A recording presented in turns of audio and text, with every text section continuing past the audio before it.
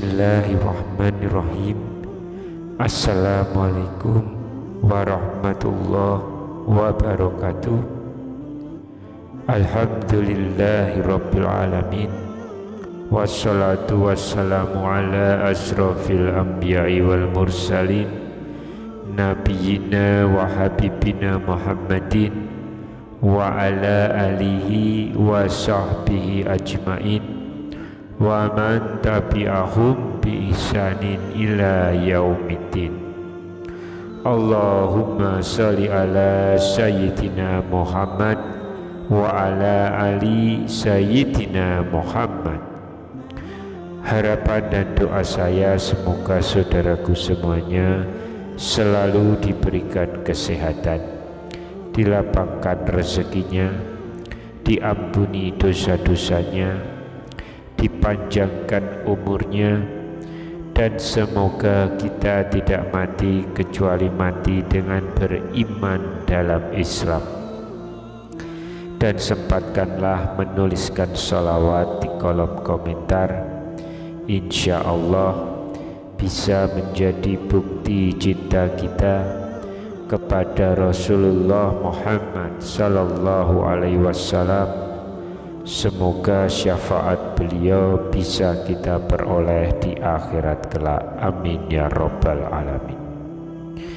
Sahabat beriman yang dirahmati Allah, setiap manusia pasti akan menemui yang namanya kematian. Allah Subhanahu wa ta'ala berfirman, setiap yang bernyawa pasti akan merasakan kematian. Kemudian hanya kepada kami kamu dikembalikan.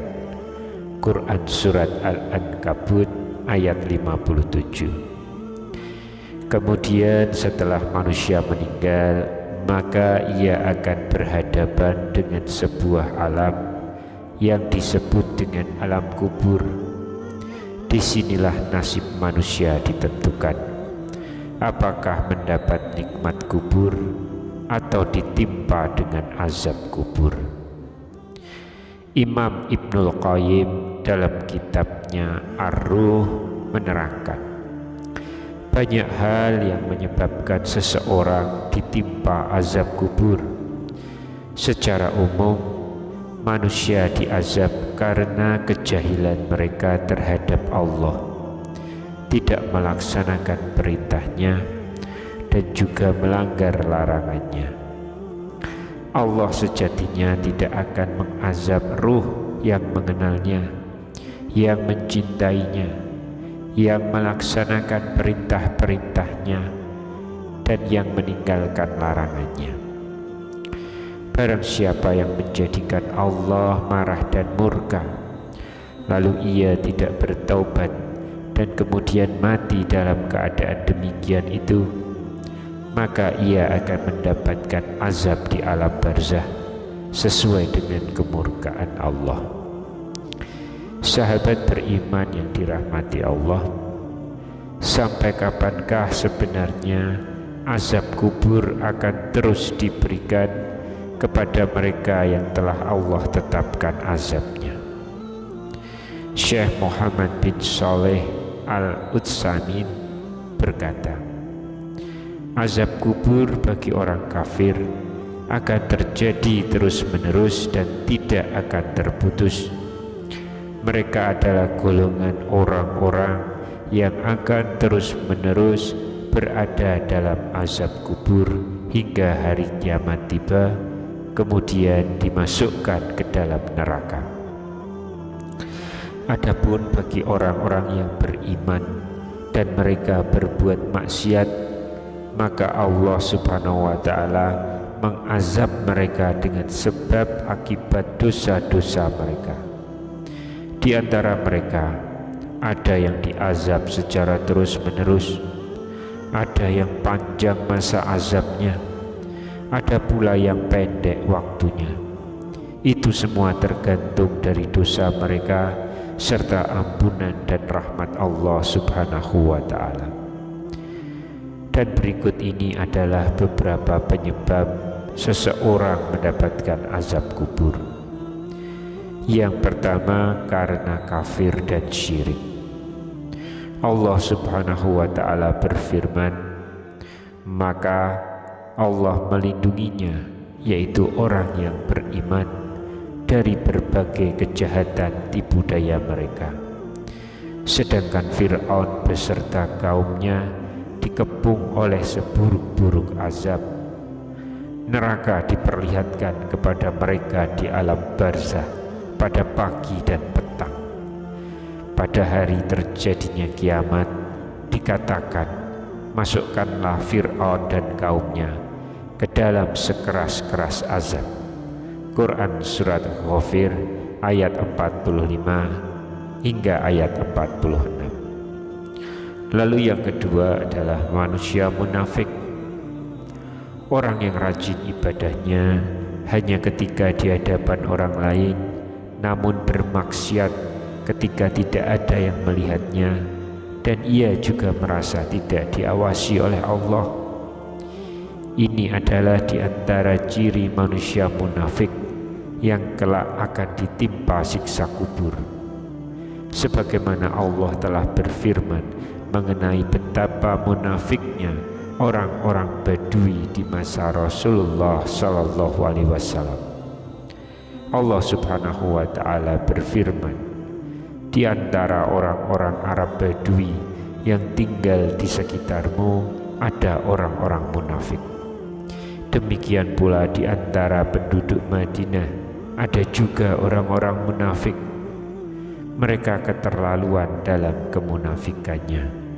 Engkau, yaitu Nabi Muhammad, tidak mengetahui mereka, tetapi kami mengetahuinya. Mereka akan kami siksa 2 kali, kemudian mereka akan dikembalikan kepada azab yang besar. Quran Surat At-Taubah ayat 101. Lalu yang ketiga, tidak menjaga diri dari air kencing. Tidak menjaga diri ketika buang air kecil adalah perkara yang sering kita anggap sepele. Namun sesungguhnya perkara ini termasuk ke dalam dosa besar. Air kencing termasuk dalam najis, maka tubuh, pakaian atau bagian tubuh yang terkena air kencing harus segera dibersihkan. Karena jika tidak dibersihkan, maka ini dapat menyebabkan tidak sahnya sholat dan menjadi sebab siksa kubur. Rasulullah Shallallahu Alaihi Wasallam bersabda, bersihkanlah diri dari air kencing, karena sesungguhnya kebanyakan siksa kubur berasal darinya. Dalam hadis yang lain dari Abu Hurairah radhiyallahu anhu, Rasulullah Shallallahu Alaihi Wasallam bersabda, kebanyakan azab kubur itu disebabkan dari air kencing. Hadis riwayat Ahmad. Tidak membersihkan diri dari air kencing ketika buang air kecil itu termasuk dosa besar, dan ini juga termasuk perbuatan yang kurang baik apabila banyak di masyarakat kita, apakah itu orang tua, anak-anak, laki-laki dan bahkan wanita, yang buang air kecil di pinggir jalan.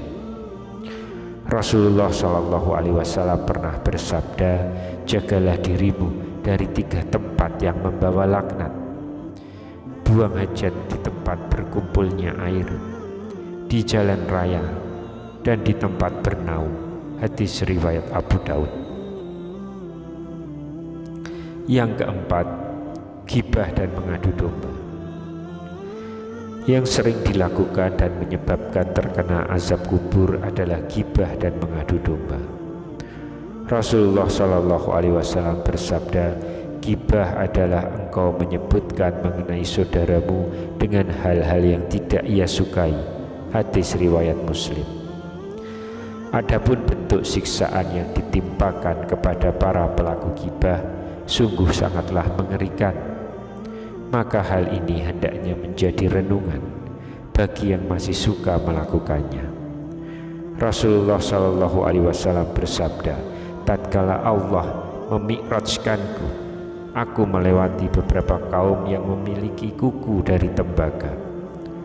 Lalu mereka mencapik-capik wajah dan dada mereka.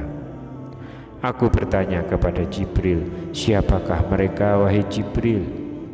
Jibril menjawab, mereka adalah orang-orang yang memakan bangkai saudaranya atau gibah dan menjatuhkan kehormatan manusia. Hadis riwayat Ahmad. Yang kelima, meratapi jenazah. Sungguh berhati-hatilah ketika meratapi jenazah. Ratapan yang berlebihan mengakibatkan si mayit akan ditimpa azab. Rasulullah Shallallahu Alaihi Wasallam bersabda, sesungguhnya mayit itu akan diazab karena ratapan keluarganya. Muttafaqun alaih. Dalam sebuah riwayat Sahih Muslim juga disebutkan mayit itu akan diazab di kuburnya dengan sebab ratapan atasnya. Abdullah ibnul Mubarak rahimahullah berkata, apabila semasa hidup seseorang telah melarang keluarganya untuk tidak meratapi kematiannya kelak, namun mereka tetap melakukannya, maka ia tidak akan ditimpa azab sedikit pun. Sahabat beriman yang dirahmati Allah, demikian pertanda siksa kubur yang sudah menanti manusia jika semasa hidupnya melakukan hal yang telah dijelaskan tadi. Oleh karena itu, seyogianya persiapkanlah amal soleh sebaik-baiknya, karena keadaan kita di akhirat nanti tergantung pada amal kebaikan dan iman kita saat ini. Bertakwalah sesungguh-sungguhnya kepada Allah Subhanahu wa Ta'ala dan tinggalkan dosa sekecil apapun. Semoga kita dihindarkan dari segala perbuatan yang bisa menjerumuskan kita kepada azab kubur. Amin ya rabbal alamin. Wallahu a'lam bishawab.